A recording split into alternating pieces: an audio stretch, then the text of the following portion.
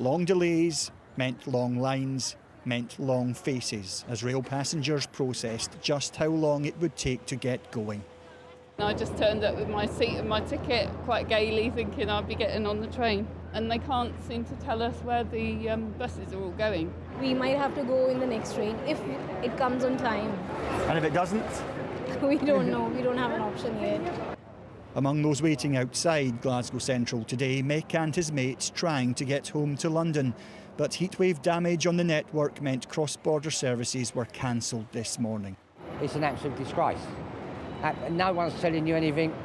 They're saying the train's running and it's not running. There was all people on the train earlier on, apparently, which is now stuck at Preston.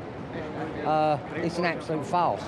I've covered rail delays here before in Glasgow, but I've never seen anything like this before. Hundreds of people queuing up for onward travel, some of them waiting here for hours to get home.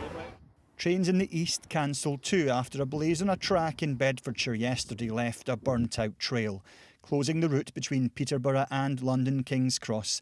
That line has now reopened, but in a statement, Network Rail says, while we have completed repairs so that some services can run again, disruption will continue as staff and trains aren't in the right place.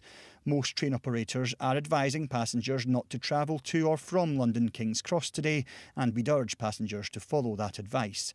This was a scene there this morning as passengers were forced to make other plans for travel. We were supposed to be going to Darlington. I don't think we're going anywhere.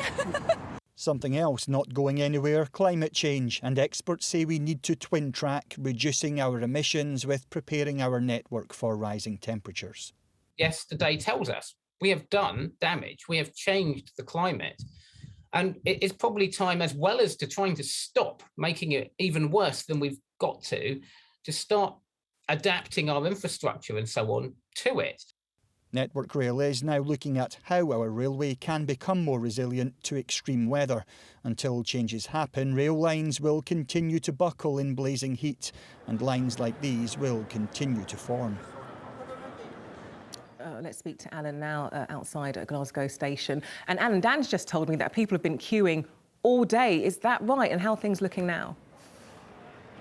Yeah, well, I think you get the answer to that question. If you look behind me, there are still people queuing here at Glasgow Central Station. Some of them have been there all day, some of them for just a few hours. It's still a long time and you're desperate to get home. I think most things are starting to come back to normal now. Lines are now reopening according to Network Rail. But I think the challenge will come tomorrow because we've had a few days of delays now. People have been waiting to get home, to get back to work. And so I think the challenge will be tomorrow, if you are on a train, it could be a very busy one.